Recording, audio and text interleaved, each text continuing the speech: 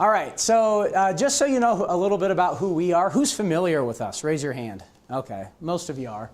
So we're an independent financial planning firm. Basically, all that means is in the world of financial advisors, there's two channels a financial advisor can work in. They could be what's called in the captive channel, which is when you work for a specific company, which is not bad, or you could be an independent, which is when you have your own financial planning company. We believe that being an independent financial planning company just alleviates us from having to do and recommend certain things to you from corporate higher-ups, right? We get to decide what we think is best for the individual client we're working with rather than have that element of bureaucracy thrown on top, okay? We're credentialed, you know, I kind of hate talking about that because it's, you know, it's like, oh, I'm really smart, okay? But I am, okay? And so is Ryan and so is Todd. Okay, I'm a certified financial planner, so is Ryan, and we have industry credentials. And that's important because certain credentials that people get require them to really act only in your best interest, or they could get those credentials revoked, and we have those, okay? We look at the whole picture. I think one of the biggest mistakes of folks who work in my industry is a lot of times we focus on one specific area, and that is investments. So a lot of financial advisors really are just investment centric. They'll talk to you about what the market's doing and what to expect from stocks and bonds.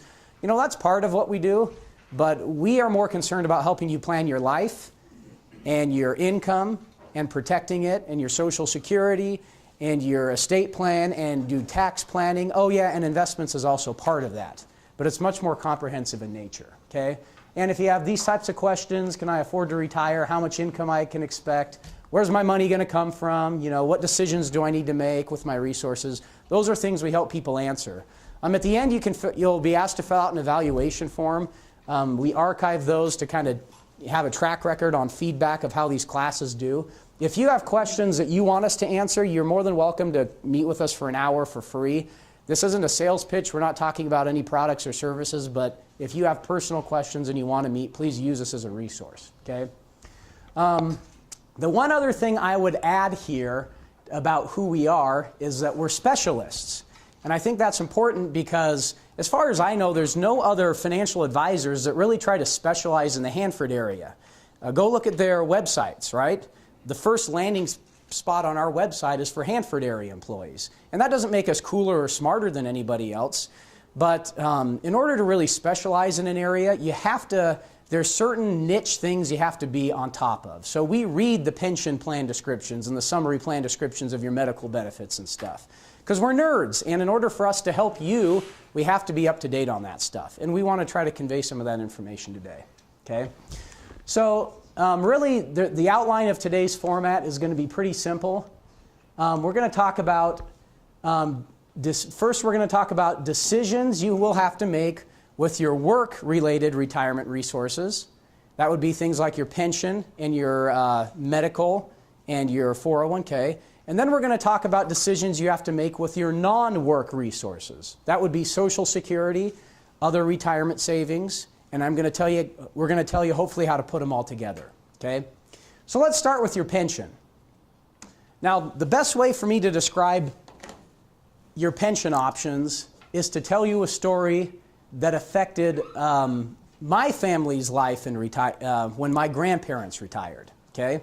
And through this story, it's going to explain how your pension works, okay? And a lot of you probably already know how it does. But before I start my story, let's just be really clear about how they calculate your pension benefit. Who here is familiar with the formula they use to calculate how much your pension is going to be when you retire? You are? Okay, Barb, please come write this on the board for us then. Just kidding. Okay? Really what they do is they take your average. Can everybody see this board over here? At least relatively well. They take your average final compensation. It's called your high five sometimes. So your highest 5 years you earned money inside the fence in the Hewitt trust. And they average it out. And then they multiply it by your years of service. And then they multiply it by, some of it by 1.6% and some of it by 1.2%. Okay? And this is just a constant that the pension administrator makes up. It's an actuarial figure, okay? These are variables that differ from person to person, right? So the more years of service you have, the higher your pension is. The higher your compensation is, the higher your pension is. This, you can't change that. That is what it is. Okay? And if you have specific questions about why some of it's 1.6 and 1.2, come ask us later and we can explain it to you because we don't have time today. Okay? So basically, if you were making $100,000 a year is your average final, and you worked there for 10 years, and I'm just going to use 1.5%. Just do the math. 100,000 times 10 is a million. 1.5% of a million is 15,000. So your pension benefit would be $15,000 a year. And that's how they calculate your pension benefit. Okay? Now, the best way to know what you're going to get from your pension is to call up MSA. They do the human resources out there at Hanford, and they'll give you an estimate. And it might take them a few weeks to get it to you, but that's the most accurate way for you to get an idea of what your pension's going to be. All right, so raise your hand if you have gotten a pension estimate from MSA relatively recently. How many? Okay, thank you. You, I'm picking on you. I've talked to you before, but I can't remember your name. Rob. Sorry, that's right. So Rob, how many different pension options are there on the sheet that they give you?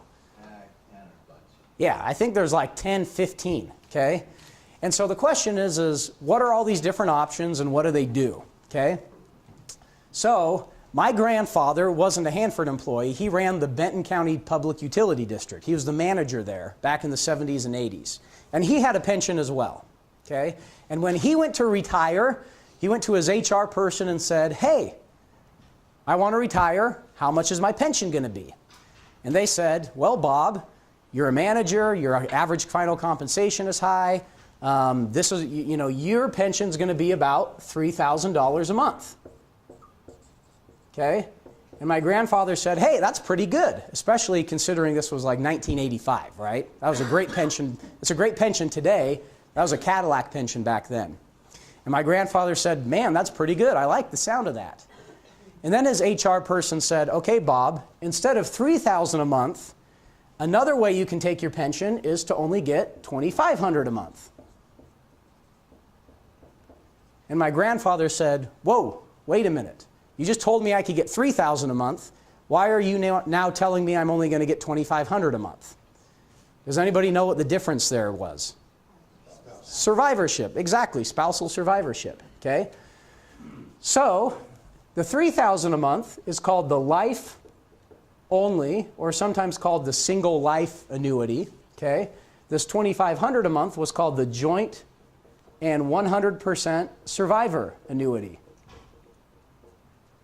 And so this is what my grandfather did. This was his financial planning, which I do not recommend, by the way, okay? He said, Hazel, that was his wife, your parents died when they were 50 and 60 years old. My parents lived till they were 80 and 90, so I'm obviously going to live longer. It's just dumb statistics, right? So why would we get ripped off $500 a month and have a survivor benefit? Let's just take the $3,000 a month, have a really fun retirement, because I'm going to live longer. We don't need that survivor benefit.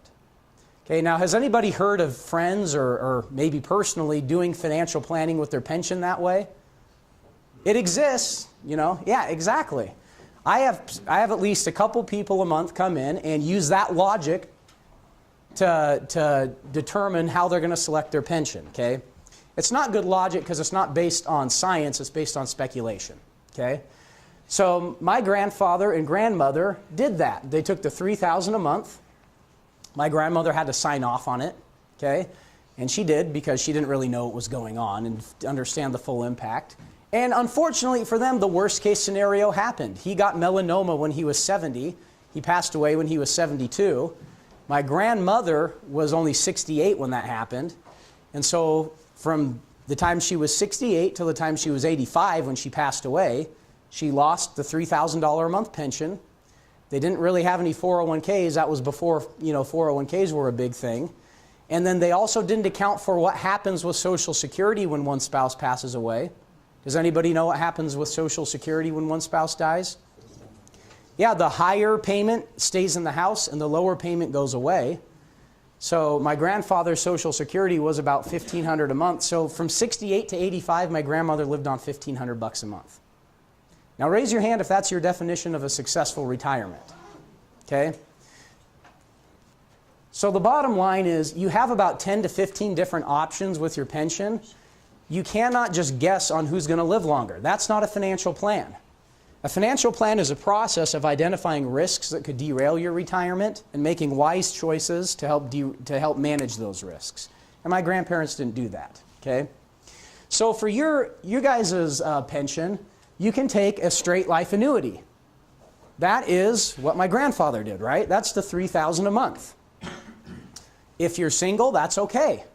Okay, if you have a spouse and this pension is going to represent a relatively large portion of your retirement income, I really think you need to think twice or 3 or 4 or 5 times about not selecting a survivor benefit. Okay, because that could really affect the retirement security of your spouse if you were to pass away. Okay, there are joint and survivor options. That's what I wish my grandfather would have done. Yes, he would have gotten $500 a month less, which in 1985 probably seemed like a lot of money, and I totally get that. But at the same time, the $500 a month wasn't worth the risk it put on my grandmother's shoulders. Would you agree? Okay. You can get a survivor option with the pension. That's taking $2,500 a month instead of $3,000 a month. But what a lot of people don't realize is you can kind of reverse engineer your own survivor benefit by yourself, okay? We call it self-insuring your pension. So here's another way my grandfather could have potentially handled this, and this is a planning thing you should probably look at before you make your final pension election. So instead of taking $2,500 a month instead of $3,000 a month, my grandfather, if he was healthy at the time, could have gone and theoretically gotten a large enough life insurance policy on himself that and leave that to my grandmother so that when he passed away, my grandmother would receive a big chunk of money and be able to replicate the pension she was used to living off of. So here's how that works.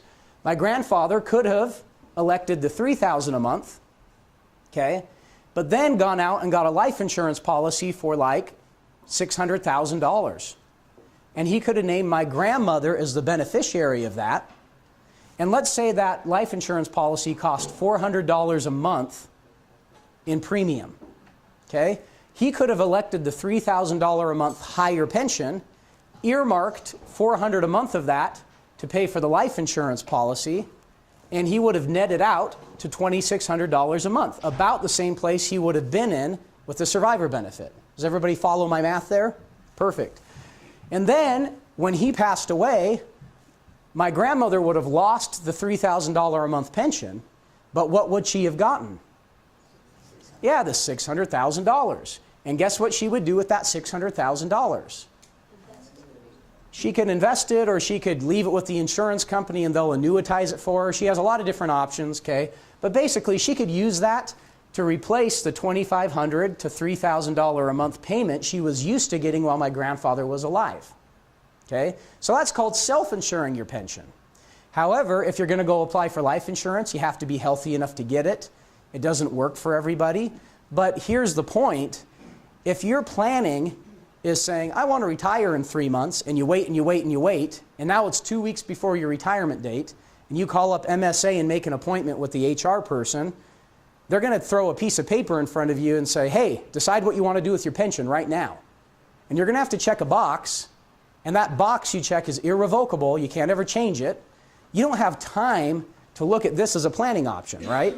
But if you're on top of things and you sit down a year or two before you want to retire and you do an analysis to determine how much you're on track to have, you can evaluate this as an option to the survivor benefit and compare them side by side. Yes? A question on the life insurance. If Grandma, Grandpa bought the life insurance, yes. Then when she passes, she can will that, right? Oh, whoa. You are in like Hanford Retirement 201. You came to the wrong class. You're master's level. Exactly. Where otherwise you lose it all, you can't give it to your exactly. children. So what's more flexible? Taking a survivor benefit on the pension through the pension plan, or self-insuring your survivor benefit? Self-insuring, okay? Now, it's not always possible, so I don't want to promote it too heavily because it depends on your health, but she's exactly right. Let's say instead of doing the $2,500 a month survivor benefit, you self-insure, And let's say my grandmother would have passed away first. Okay? What if my grandfather had taken a $2,500 a month pension payment and then my grandmother passed away first? Could my grandfather go back to the pension and say, hey, I want my $3,000 a month because I had a survivor, but I don't have one anymore, so give me a $500 a month raise. Does a pension work that way? No, it does not, right? But could my grandfather then have just canceled his life insurance premium and kept the $3,000 a month? Yeah. And if they would have both died in a fiery car crash together, probably the way they would have liked to go, frankly, then what happens to the $600,000? It goes to their beneficiaries. What happens to the $3,000 or $2,500 a month if you both die in a fiery car crash? Yeah, the pension administrator rejoices because now the amount of money they were going to pay you can go to the schmuck that lives to 110 years old, right? Okay? So the point is you have a lot of options on the piece of paper they give you, and you have even more options through self-insuring your pension that's not even listed on the piece of paper, okay? Now the last one I want to talk about is lump sum. I get a lot of questions about, should I do the pension, annuity, should I do the lump sum, okay? What is the answer to that question? It depends. Yeah, it depends, okay? It depends on a lot of things. But generally, you know, every pension is different, and I will tell you in 80 to 90% of the time, the Hanford lump sum is small compared to the amount of monthly money they're going to pay you. Okay, let me repeat that. The amount they're going to offer you at Hanford in the O&E plan in terms of a lump sum is small compared to the amount of monthly money they're going to pay you. Therefore, for most of my experiences, when I do a retirement plan for people, what I do is I do a retirement analysis that assumes they take the lump sum, and then I do one that assumes they take a pension annuity payment, and I put them side by side and compare them, and most of the time the annuity payment makes my Hanford clients better off. I'm not saying all the time, but most of the time, okay? And the reason is the lump sum is small compared to the amount of pension they're going to pay you. Now, is anybody here, just by chance, maybe who came to the wrong class, work like at Arriva or an old Siemens employee or anything like that? Okay. So some of these outside the fence folks that work like direct corporate Arriva, they have a pension too, administered by Arriva, but for them, their pension lump sum is really high compared to the very low amount of monthly payment they would get. And so for them, I would say the exact opposite thing. A lump sum generally makes sense for those people. But for Hanford folks, I find that almost always, not always, but usually the annuity makes the most sense. Anything to add to that, Ryan? No. Do you see the same thing? Yeah, when people are of retirement age, we've seen some folks that have been bought out in the past. They're younger, they're in their 40s, or 50s, where the lump sum relative to the benefit per year isn't so good. Yeah. So that's kind of where it came from. Sure. Basically, for the lump sum to make sense at Hanford, it's best if you're around age 65 and you have a lot of years of service. Then the formula can be magical to the point where your lump sum is high enough to make that happen. Okay? Or really young. Or really young, yep. So that your lump sum has time to grow and compound interest over time. If you have specific questions, just come ask us or meet with us after class. We're more than happy to do an analysis for you that compares your lump sum to your annuity and let you know which one is better off. Okay? Any more questions about the pension? I know that's very high level. Yes? Oh, period certains. Yeah, I'm not going to spend too much time on that. Period certains, in my opinion, are gimmicky, and I hardly ever recommend them for financial planning. What a period certain is it's a 5, no, do they have 5? Yeah, they do. A 10 or a 20-year period that they guarantee your pension will pay out for that minimum period of time. But it's not a survivor benefit. I have seen clients get into trouble thinking that a period certain payment is equivalent to a survivor benefit. So if you take a life-only annuity with a 10-year certain, then what that means is when you retire, you start getting your pension payments. And if you live 8 years and then die, the pension will continue paying out your beneficiary for 2 years because you already got 8 years of payments. They only owe you 2 more years, and that equals 10. Okay? If you only live 1 year in retirement, they're going to keep paying you out for 9 years. But the point is, your pension will not pay out any more than 10 years unless you're still alive. Okay? So it doesn't take care of your survivor benefit nearly as well as the joint and survivor, because the survivor benefit is guaranteed for as long as your beneficiary lives, whether they live 5 years or 50 years. Okay? What happens if, under the period certain, if you retire, live 12 years, collect pension payments, and then die? How much does your beneficiary get then? Zero, because you've passed the 10 years. So that's how a period certain works. And in my opinion, it's oftentimes just it's a reduction in your pension for not a very good benefit. Okay? Thank you, Barb. All right, moving on. Tips, I've kind of put all my tips in there. So let's get an estimate from MSA HR, and there is an online pension estimator you can play with as well. Yep. So let's talk about your medical insurance and retirement. This is an often misunderstood issue, so I'm going to try to make it as simple as possible.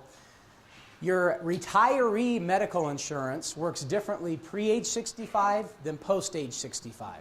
Okay? So let's assume you want to retire when you're 60. Okay? Because you can retire at 60 and get your full pension at an unreduced amount if you have if you have the minimum years of service and everything. Maybe you're wondering, what do I do until age 65? Because that's when Medicare kicks in. Okay? Who here has you don't have to this isn't personal enough. Who here is on the Group Health Options healthcare plan? Who here is United Healthcare? Okay? So good news, when you retire pre-age 65, you keep whichever plan you're on, Group Health Options or United Healthcare, at a subsidized retiree health insurance rate until you're 65. So you don't have to go find your own health insurance. You get to keep your Hewitt insurance until you're 65. And the cost is, I can't remember. What's the cost, Ryan? $250 to $300 a month. You guys probably know better than me. For retiree medical? Yeah, retiree medical. I don't know 2017, it just came out, but it's $281 for 2016. Okay, it's about $300 a month per person. Okay? So pre-age 65, you can keep what you have, and I think the United Healthcare is a little more expensive than the group health, okay? But you should budget about $600 a month to $700 a month for your insurance premiums, and then if you want to be really conservative like me, maybe throw an extra $100 to $200 a month on top for out-of-pocket expenses, okay? So that's how Hanford retiree medical insurance works before Medicare age. And then, yes? Yes. No, this is already for two people, okay? So for two people, $600 to $700 a month, one person, $300 to $400 a month, okay?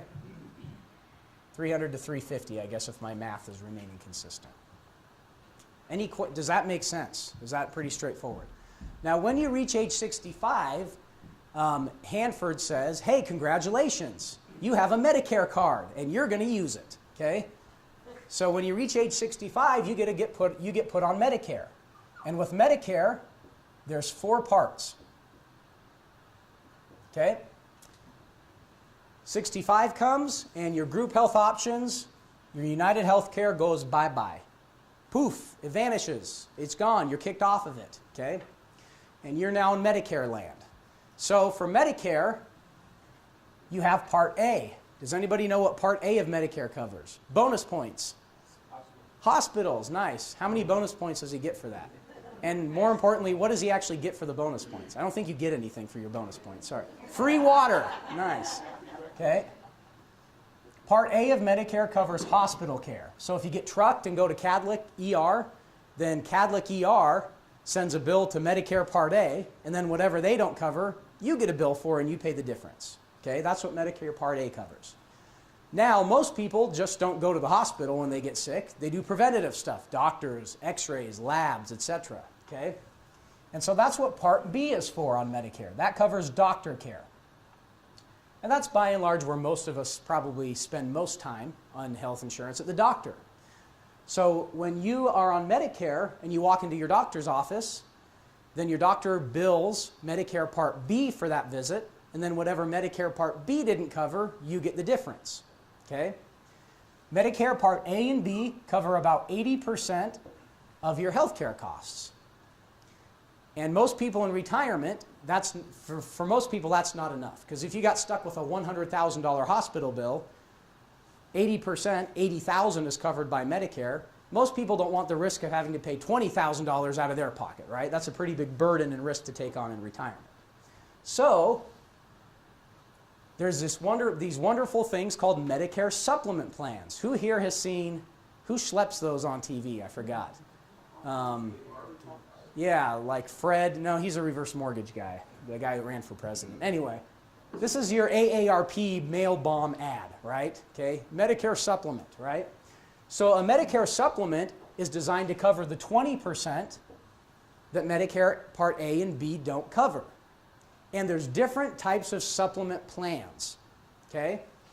Now it gets really confusing because just like Medicare A and B goes by the alphabet, supplements go by the alphabet as well. Who here has a Medicare supplement? Anybody? Okay. So there's supplement plan A all the way, I believe, through K. But don't confuse a supplement A with Medicare Part A. They're different. Everybody got me? Wonderful. So in Medicare supplement land, most people end up getting either a plan F or a plan G. And you could write that down, okay? A plan F is kind of like, it's like going to Verizon and getting unlimited talk, text, and data in a cell phone plan, okay? You pay a high amount every month, but then you don't have any extra costs you have to worry about, okay? A plan F is like that in Medicare. You pay a higher monthly amount for that supplement, but you have no copays, no deductibles. You literally walk into the doctor, walk out, and to you it seems like you never paid anything. Okay, but really what happened behind the scenes is your doctor billed Medicare Part B, and then they paid for some of your doctor visit, and then whatever they didn't cover, your doctor billed your Part F, and they paid the rest. And that's how it works. Okay? And then, last of all, Medicare Part D stands for drugs. Okay? Your supplement doesn't cover prescription drugs, neither does A or B. So, a Medicare prescription drug plan is what you get.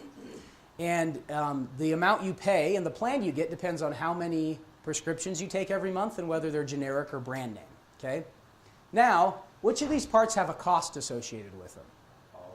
All of them. Okay. How much does Part A cost? It's like, I want to say $250. It costs zero. I thought that one was fun.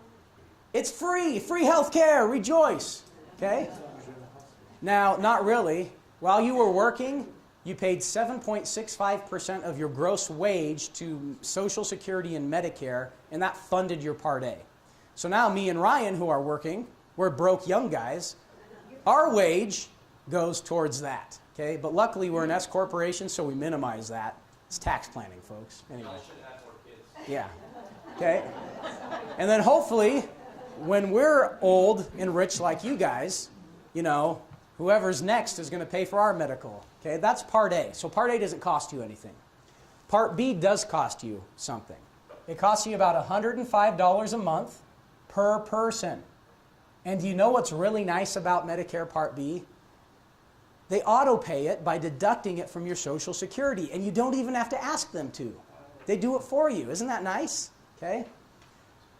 So Part B is $105 a month per person. And if you have really high income, then it could go up from there, which gets into tax planning considerations that we could talk about later. Because if you're going to cash out a bunch of PTB and you're 66 and retire, okay, or get a VROF and defer it till January, that could make your income go up high enough so that this premium goes up.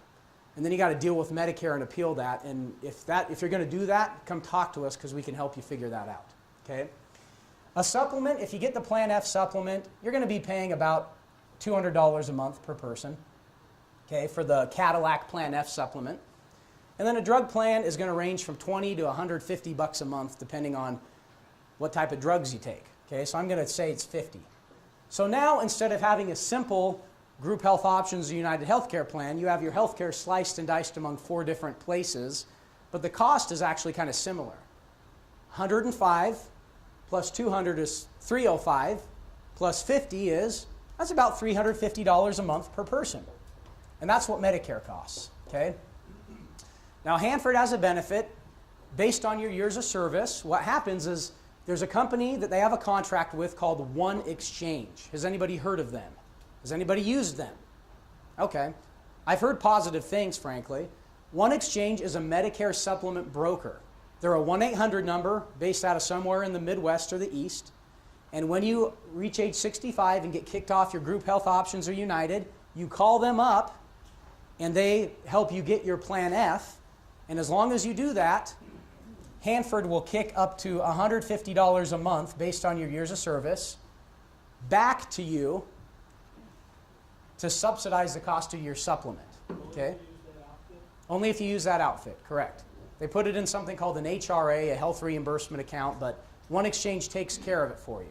So if your Medicare supplement is $200 a month, you'll get a statement that says $200 a month minus $150, so your out-of-pocket cost for your supplement's only $50. Okay? So you actually get a little bit of a kickback, a stipend that Hanford, the Hewitt plan, kicks in for you post-Medicare age. So post-Medicare, you're really going to only come out at about $200 a month, or a little bit higher than that. If you have less years of service, you don't get the full $150 a month. Okay? So that's how medical insurance works post-Medicare and pre-Medicare age in retirement. Once again, to summarize, pre-Medicare, you keep the same thing you have now. If you like your doctor, you can keep your doctor, right? Okay? And then post-65, you go on Medicare, pay for all these different parts, but get up to $150 a month of a kickback to help offset the cost. Yes. $150 per person, yeah. So up to two for one. If your spouse, yeah, your spouse is eligible as well. And that only applies if you opt to have the supplemental insurance. Correct. And you will want some type of supplement in retirement, okay? And there's other types of plans called Medicare Advantage plans, which I'm not going to talk about because they're not highly available in our county. It's a county-by-county thing. What's the vesting years? Is it 5 or 10? I think after 10 years, you start to get a little bit of a kickback. It actually has to do with when you started working there. I think anybody after 2012 Yeah. 2014, Barb, why don't you just teach this class? I just said we're experts. Well, I guess I don't know as much as she Yeah, does. not everybody out there. If you've been out there a long time, you're going to get it. It is 2004. Yeah. 2004. 2004, that's right. It's about the time they kind of started implementing the enhanced 401k. It's kind of part of that whole benefits overhaul to try to lower their cost of paying for all you guys throughout the rest of your life. So everything on this PowerPoint I talked about, okay? All right, other insurance like life insurance, I'm not going to talk too much about. You can take your life insurance with you. It does terminate at certain ages and it's really expensive. So instead of me talking about the details of your group life insurance, I want you to think about it this way. You should be, part of your retirement plan should be a determination on whether you need life insurance in retirement or not. And depending on your goals and objectives, there may be different reasons to have life insurance in retirement. And there may be better types of insurance you could spend the life insurance dollars on, like long-term care insurance, which maybe present a more clear and present risk to your retirement security than having an extra $50,000 of life insurance. Okay? But basically, everybody who works at Hanford has 1 times their salary at no cost, and you could buy more group term insurance, I think up to 2.5 times your salary. If you're not healthy and you can't get your own life insurance, term insurance, it's a good way to get automatic coverage. If you're 45, 50, 55, 60, and you are healthy, I'll tell you this, go shop, go to your insurance agent or go to a financial doofus like us, and they'll pull a quote of a bunch of different 10-year term insurance providers, and a lot of times that's cheaper than buying the group health insurance. Because the premium for your group health insurance goes up as you get older, and it's not underwritten for health, and so you're help subsidizing all the unhealthy people, and so that makes the rates higher. If you're healthy and can get your own 10-year term insurance policy, you could come out better ahead. Okay? And that's really all I'm going to say about the life insurance. They get $15,000 for free forever. Yeah, and you have 50, yeah, that's correct. Make sure you claim that or your spouse knows about that. So if you pass away when you're 82, there should be theoretically be about $15,000 out there that your spouse is entitled to from working out in the area. Okay? You have short and long-term disability. As part of a financial plan, you should really determine whether the disability benefits you get would be enough to help you complete your retirement plan. So what I mean by that is if you're 50 and you were planning on retiring when you're 60, you were planning on saving money in your 401k for 10 more years, right? You were planning on accumulating more years of service to increase your pension. If you got sick and you couldn't work for 5 of those 10 years, you're not putting the money in your 401k you were planning on, and you're not accumulating years of service like you thought you would. And so that's going to impact your long-term retirement. So even though you have long-term disability, where if you got sick and you couldn't work, Hanford would help replace part of your salary. They're not going to replace your pension credits, and they're not going to replace your 401k savings. You might want to examine getting your own disability policy that will put a little bit more than what Hanford will give you to help fulfill those future retirement contributions. Or else, your Hanford disability insurance cuts off at guess what age? 65. And if you were planning on retiring at 60 and you weren't able to make the 401k contributions you thought you were going to make, your retirement's going to look a lot lower than you had planned on because you got sick. So don't think about it just in terms of I get income replacement today. Think about it in terms of how is my potential disability going to impact my long-term retirement security. And it might make sense to get $1,000 or $2,000 extra dollars a month of a disability policy to help fill those goals. Your work benefits, then we're going to finish up talking a little bit about Social Security and kind of the other stuff that are out there, other things. First thing is you've got this 401k plan at Hanford, right? Okay, so when you retire, what decisions are you going to have to make with it? What do you have to do with your 401k when you retire? Stay there, but you've got to decide how you're going to The answer is nothing. get your money. Well, maybe, right? What if you don't need it? Yeah, right. Right? Yeah, I mean, you just let it cook, right? Okay. All right. So there's different things to consider. So there's 3 decisions you can make with your 401k. It's keep it, keep it as is, roll it over to an IRA, or cash it out and put it in gold, right? Because it's an election season, everybody's worried about that, right? All right, so benefits to keeping it. Okay. Why would somebody want to keep it as is? First and foremost, a 401k plan is what we call federally creditor protected. What that means in English is if you're in legal disputes or you might have some issues where people are coming after you for money, it is protected on a federal level. An IRA is only protected on a state level. Does that make sense? So all y'all in this room that are having trouble, leave it in your 401k. Okay. If you're still working past 70 and a half, number one, God bless you. But number 2 is if you're working past 70 and a half, you do not have to take a required minimum distribution from a retirement plan as long as you own less than 5% of the company. So since y'all own less than 5% of Hanford, if you work past 70 and a half out there, you don't have to take your required minimum distributions. Does that make sense? So the IRS will allow you to defer it. Okay? And there's one other reason, in my opinion, that you can keep it. If you plan to retire early, before 59 and a half, there's a rule that says you can take distributions from a 401k plan at age 55 without the 10% penalty. What's that? No, it's not a 72T. You can take distributions from a company retirement plan before age 59 and a half without the 10% penalty, as long as you're age 55 and there for retirement purposes.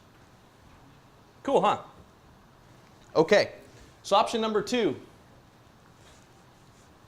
is roll it over to an IRA. Why would one want to consider rolling it over to an IRA? To set up monthly payments. Well, you can do that in some 401ks. Now, the one thing within the Hanford plan, and the Hanford plan, frankly, in my opinion, is the exception to the rule. When companies construct retirement plans, they're won typically by the lowest bidder. Does that make sense? They want to put the most cost-effective plan they can in place for lots of different reasons. But in order for what we call record keepers or retirement plan custodians to keep their costs down, they have to restrict services in a lot of cases. Does that make sense? So they're going to limit the number of distributions you can take. They're going to limit the number or the ways in which you can take distributions. Okay? The Hanford plan is an exception to that. So the Hanford plan is the only 401k plan that I've ever seen where you can take retirement distributions kind of when you want to, like an IRA. If you worked at PNNL, they give you 1 distribution per year. Or you've got to take a systemized payment at the same rate for the rest of your life, or you got to annuitize it. Talk to Vanguard about that. Talk to a 401k specialist about a month ago. Mm-hmm. If you're going to have monthly distributions, to an IRA. Okay, so that is not what Hanford HR told me 2 weeks ago when they called me on the phone and said, what are you telling my people? Why don't you guys call Vanguard and find out? Okay. yourself? Yeah. And it may, so every 401k is different. There are these things called a plan document, which is a 401k constitution, and they say we can do these things, we can't do these things, these are the rules of the road. Okay? So one of the big benefits of an IRA is distribution flexibility. You can put your money, you roll your money over to an IRA, it's yours. There's no go-between, there's no custodian in the middle that works from a company perspective, and you can put money, take money out whenever you want. Okay? In my opinion, the biggest reason to roll it over is tax planning flexibility. So if you call and take a distribution from your 401k, how much do they withhold from it? Assuming it's a retirement distribution, there's no 10% penalty. How much do they withhold? 20%. Why? It's the law. Well, what if your tax bracket's 25? They didn't withhold enough. You got to make up the difference. What if your tax bracket's only 15? They over withheld, and which means they sold more investments than you needed to, which means it'll erode your rate of return potentially over time if you have a whole bunch of those little sales, right? When you take a distribution from an IRA, what rate do you withhold? Whatever we calculate you should withhold. Does that make sense? So it's customized. You can withhold 16%. You could withhold 27%. We can withhold none. I had an instance yesterday where we figured out with one of my clients we could convert $11,000 tax-free this year. How much did we withhold from that distribution? None. So we got to convert the whole amount. That's kind of cool, right? Okay. Second is Roth conversions. So if it makes sense for you in your retirement plan to convert money to a Roth IRA, which grows tax-free, I'm going to call it tax cheaply, you can't do that in a 401k, can you? But you can do it in an IRA. Okay. And the last is in your Hanford 401k, if you look at your statements, there's potentially this post-1986 after-tax basis little bucket in there. The IRS came out, it was November of 15 last year, that says you can put that, deposit that into an IRA, or excuse me, into a Roth IRA where it will grow tax-free. How cool is that? So if you leave it inside the 401k plan, the interest that comes off of that after-tax basis is going to go to a taxable bucket upon distribution, where if you put it in a Roth IRA, it goes to a tax-free bucket upon distribution. Now you got the rules that apply to a Roth IRA, and you got to know those, but at the same time, it's a huge, huge benefit, in my opinion. I've got, especially folks that have been out there for a long, long time, you know, way back in the day, you could only put after-tax money in that thing, right? And so here's what happens, is that money's grown, the interest on that has gone into a taxable bucket, but if there's 10, 20, 30, 40, 50, $100,000 in that after-tax basis, you can take that out and you're going to have a very, very large Roth IRA, which will grow tax-free and come out tax-free. Crap, it's 84, 86. I always get it confused. It's post-1980 something A/T basis. Okay? All right, so the second reason to consider rolling it over to an IRA, in my opinion, is estate planning flexibility. So in a 401k, who is required to be your beneficiary? Your spouse. Absolutely. Okay. Now, I'm talking in the 1% of the time that you don't want your spouse to be the beneficiary, but if you've got a really highly complex estate plan and the lawyer says you need to make all your accounts payable to, or a beneficiary needs to be a trust or some type of fancy mechanism, or maybe you just don't like your spouse, or maybe if you're over the estate tax limit and the attorney wants you to disclaim assets and you need to leave money to other places, you can't do that in a 401k. Okay? If you called 1-800-VANGUARD or log in and say, I would like to make my beneficiary the trust under the will of Ryan Sullivan dated, 11/4 of 2016, they're going to look at you and say, oh man, we don't have enough space in the line to put all that as the beneficiary. Does that make sense? In an IRA, you can completely customize it. Okay? Another thing is not every 401k plans do not have to allow a stretch provision for a non-spouse beneficiary. Which means if your IRA, if you and your spouse go in the same common accident or you die together and you want the money to go to your kids, if it's in a 401k chassis, the plan doesn't have to allow the kids the ability to take it as a stretch provision, which means they'll cash it out in 5 years. If the kids have the ability to take it in a stretch provision, they can take the required minimum distributions over their lifetime, and in theory, if the rate of return exceeds the rate of distribution, it could actually expand and go to them. So there's a little bit less of a tax burden. Okay? Last is investments. So what's the benefit of the investments in your Hanford retirement plan? What's the big benefit? I'm sorry? Maybe. Depends on what you put it in. Expenses. So Hanford's buying at $9 billion at a time from Vanguard. You get a cheaper rate. Make sense? Okay, here's what, it's perceived that it's cheaper. Well, you can get the same funds, literally, on the outside in an IRA as you can within the Hanford plan. Okay, so if you want your Vanguard institutional index fund, you can get that in your IRA. And the expense ratio is about the same. Okay, you can get the target dates outside in an IRA. The only fund that you can't get in an IRA is the stable value fund or the retirement savings trust. Okay, now 2 years ago when it was paying 3%, it was pretty sweet. Now it's down to like 1.6 or whatever. So, what's that? Still pretty sweet. Yeah, maybe. Okay, but are they customized to you? Only if you made your, if you kept the decision making to say, this is what I want for my group, but, you know, most of us say, no, just manage it for us. Potentially, yeah. So you either put in a target date fund, or you got a menu of 20 to 50 funds. Okay, well, who's to say that's exactly what you need? How many bond funds are on the 401k? Like 3, right? There's no there's access to, or there are no asset classes. There's no high yield. Okay, there's no preferred stock. There's asset classes that are left off 401k platforms for a reason, because they're kind of built for the smartest or the dullest person in the room, because they don't want to get sued. Does that make sense? And they don't want people to make decisions. There's no real estate asset classes. I mean, there's lots of things that you can't get in that 401k either. So there are things that you can get in an IRA that you couldn't. Okay? Or you can put it in an IRA and get the same things. Does that make sense? Okay? Well then, one of the things that always says, well, it costs more to put it in an IRA. Well, you got to take into account, in my opinion, if you're going to go get your car fixed, okay?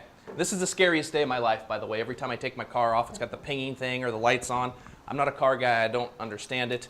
I suppose if I took the time, I might be able to learn it, but I get real nervous because I know it's going to be $1,000 or more. You know that feeling?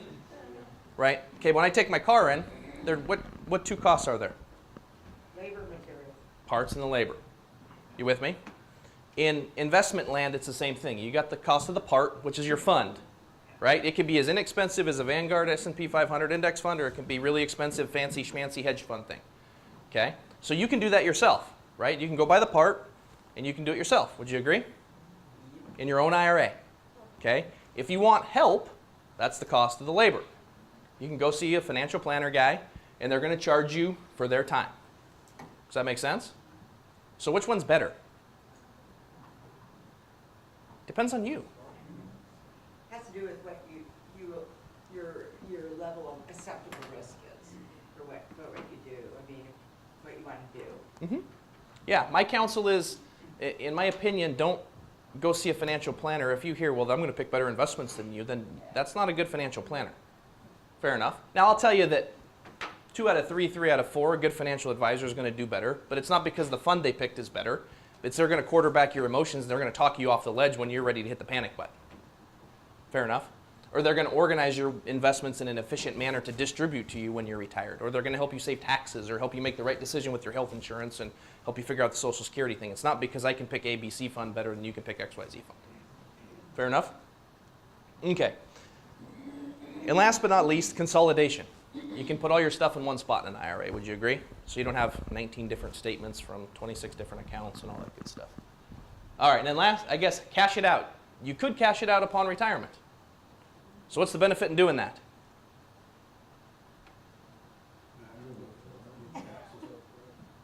Well, no, the benefit, not the downside.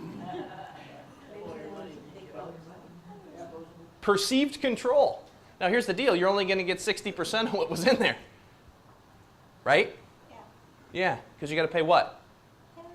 Taxes. That's generally a bad idea. All right. So Social Security. Normally, to honor y'all's time, normally I could spend an hour talking about Social Security. One of the questions is, okay, so we all know what it is, hopefully. Is Social Security taxed when you're retired? If you have other income that puts you. You're good. The answer is maybe. Okay. If you retire below the poverty line, your Social Security won't be taxed. Okay, there's this calculation that's called provisional income. It's 1/2 of your household's Social Security plus basically everything else. Okay, and if you have a whole boatload of municipal bonds, they bring all your municipal bonds interest into this thing. So munis aren't 100% tax-free, by the way. So what happens is if you follow your provisional income calculations follows in the $0 to $32,000 range, you do not pay any tax on your Social Security. You with me? So 1/2 of your Social Security plus all your other income. If you're 32 to 44,000, then 50% of your Social Security would be taxed. Okay, if you're 44,000 or greater, then 85% of your Social Security is going to be subject to income tax. What's the joint number for That is joint. Oh yeah, yeah. If you're single, it's not single's not half though. I don't remember single off the top of my head, but it's not half. It's not 0 to 16,000. Now here's the impact of that though. If you think about 1/2 of your Social Security, so if you have $30,000 of household Social Security, which is a reasonable number, only 1/2 of that counts. So that's 15, right? And if you have, let's just say, a $15,000 pension, you with me? 15 and 15 is only 30, but I've really got 45 because it's only 1/2 of my Social Security. Would you agree? So you got almost $4,000 a month, and this is for married, and none of your Social Security is going to be taxed. That's pretty sweet, isn't it? So there's these, from a tax planning perspective, there's these sweet spots that are out there that sometimes we can find depending on what y'all's goals and objectives are. Okay, so the easiest way to remember Social Security is it works just like a pension. If you take it early, there's a what? Penalty, okay? So if you wait from 62 to 66 or whatever your full retirement age, you don't get a raise, you're just getting a reduction in penalty. Does that make sense? And then from 66 or full retirement age after, you get these things called delayed retirement credits. Now, if you don't take your Hanford pension at age 60 and you just decide to wait to 62, do you get a pension raise if you're not working? No. So Social Security is a little different that way. Okay, but you don't get an 8% per year raise. That's a misnomer that's out there. How come that's the case? Why is it not a, quote, raise? Because it's money that you delayed taking, and it's prorated back into, now I'm starting, so I have that year's worth, or Yeah. whatever that I Yeah, did. you're going to die on the same day whether you take it at 62, 66, or 60, or at 70, right? So if you wait from 66 to 67, it's just a year's worth of payments they didn't pay you, and they owe you that money. You follow? So they have to, quote, actuarially adjust it up to pay you the same amount of money, but it's just over a shorter amount of time. Okay? So when should you take Social Security?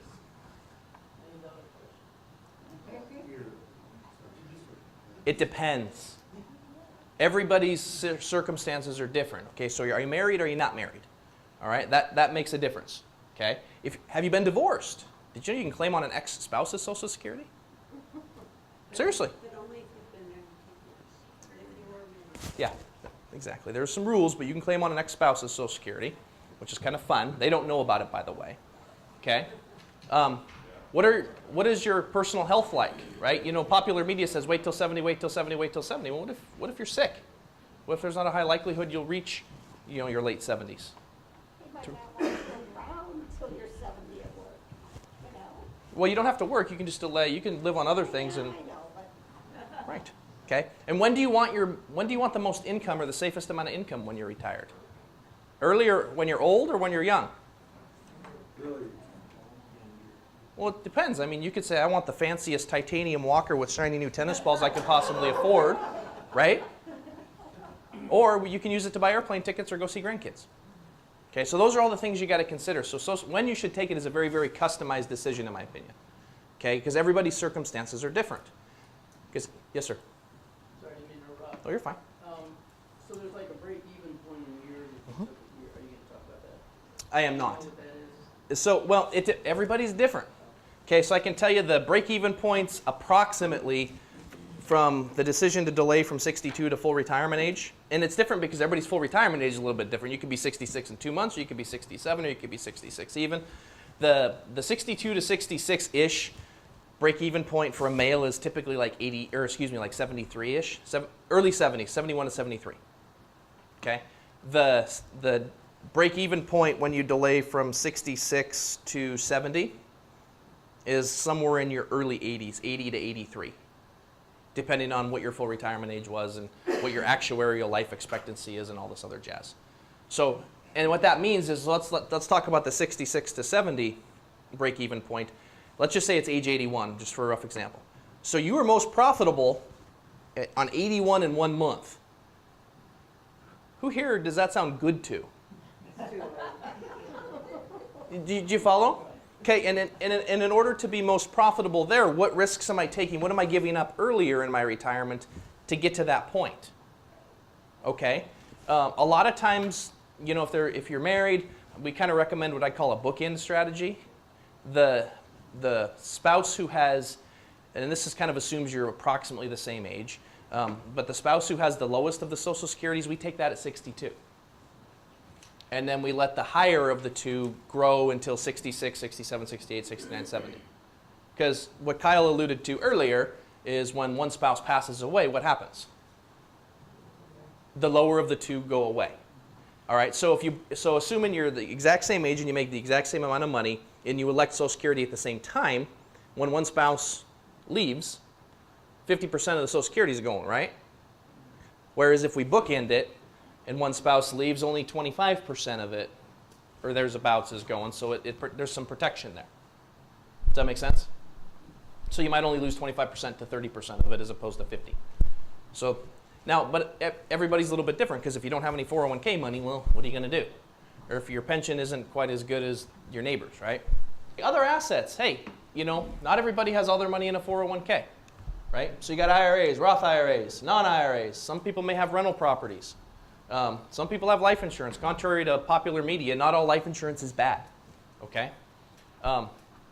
So the trick is, in my opinion, is you got to sit down and put it all together. Does that make sense? One of the biggest mistakes we see with people is they show up in our office and they got the proverbial junk drawer full of financial crap. You got an IRA here because you needed a tax deduction way back in the day, and you got these old retirement plans at work, or you got a pension maybe and some Social Security, and we've bought products, but we haven't gone through process. Does that make sense? So you've got this toolbox that was assembled for, you know, all these little projects over the course of 10 to 20 to 30 years or 40 years of your working career, but none of them were assembled in a manner to drive retirement income.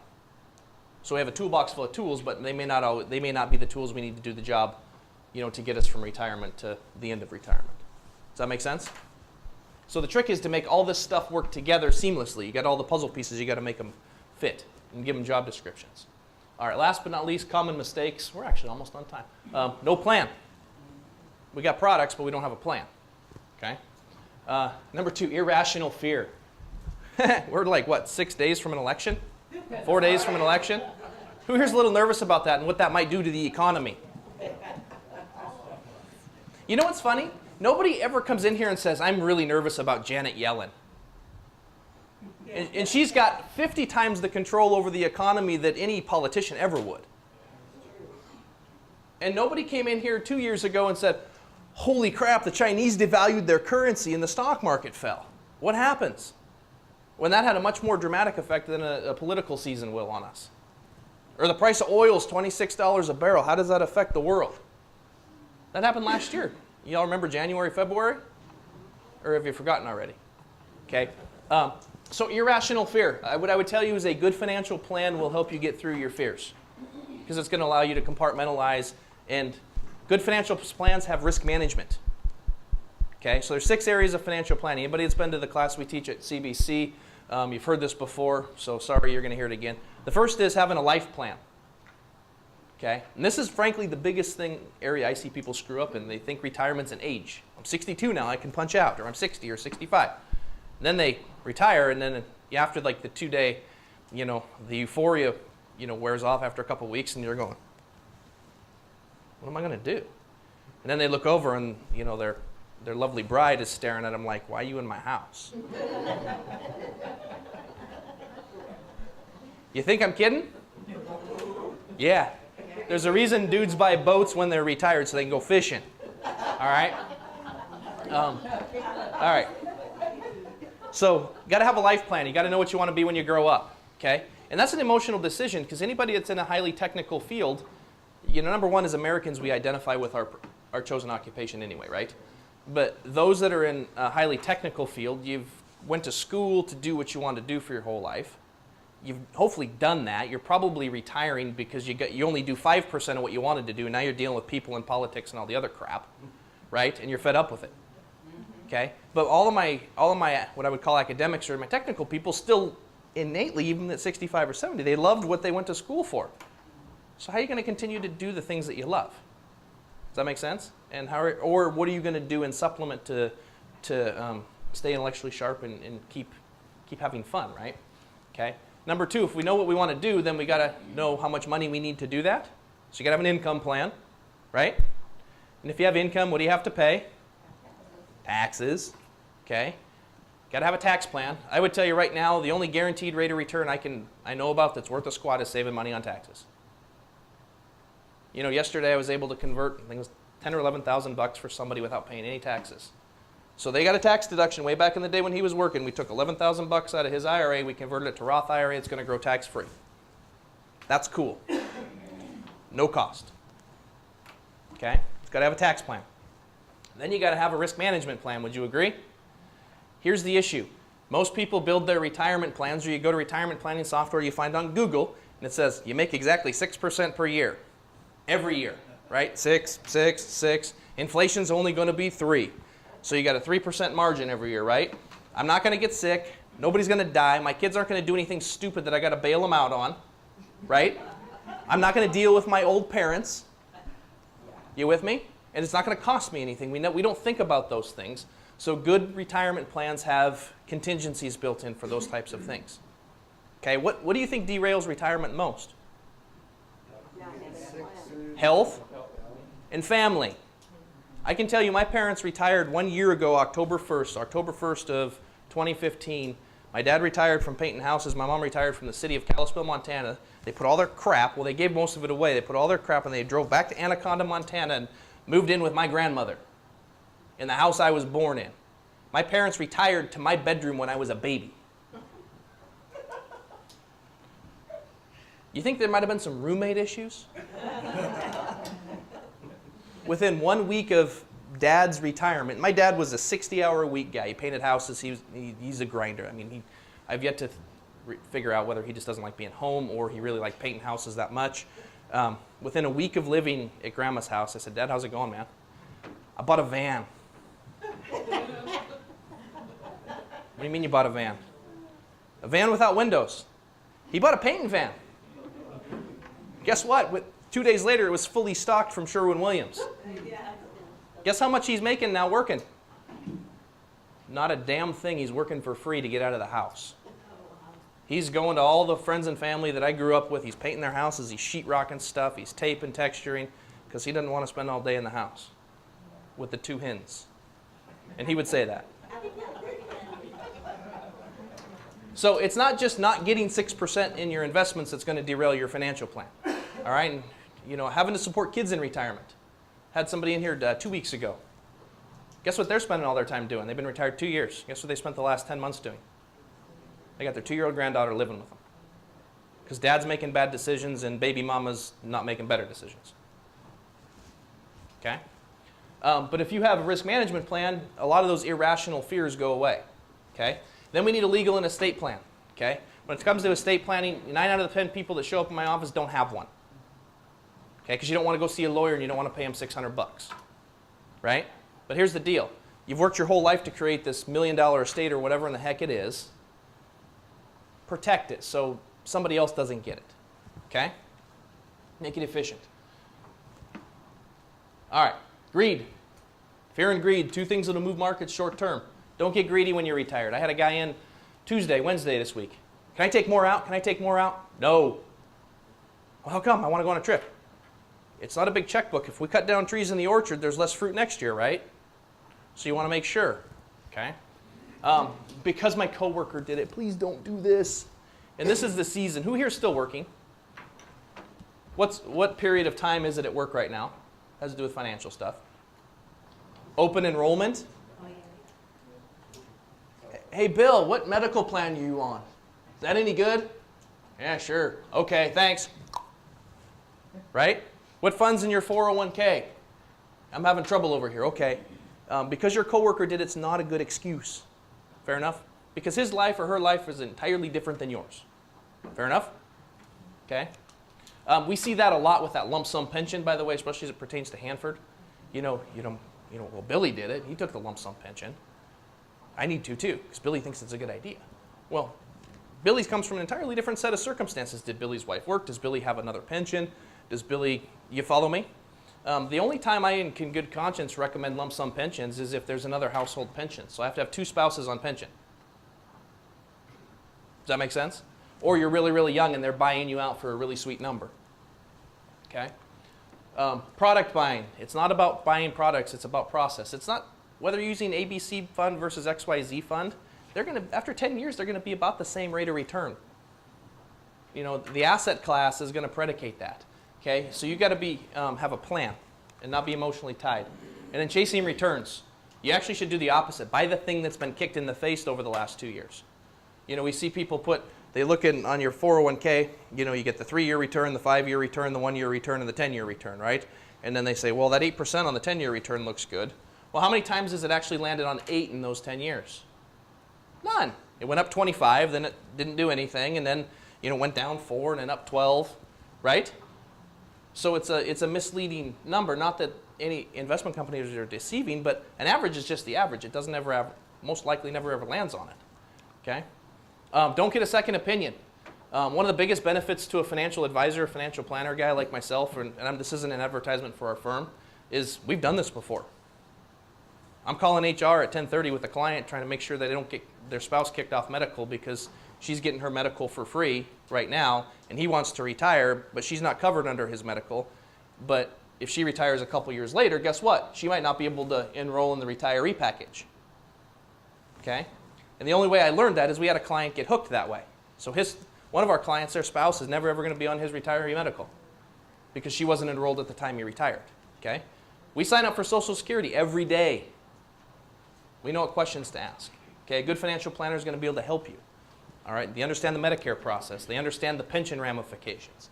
All right? So a lot of these things should only happen once in your life. They happen hundreds of times, if not thousands of times in our life. Okay? All right. So summary, you got to draw blueprints first. You got to do a financial plan, in my opinion. Okay. Number 2, you start cutting wood and pounding nails second, which is product implementation. And then, just because you do it once doesn't mean it's done, is it? No, there's project management that needs to be involved. You got to monitor. You got to make changes, make adjustments. Any questions? We're even almost on time. Hot diggity. Cool. Well, thank you for coming out.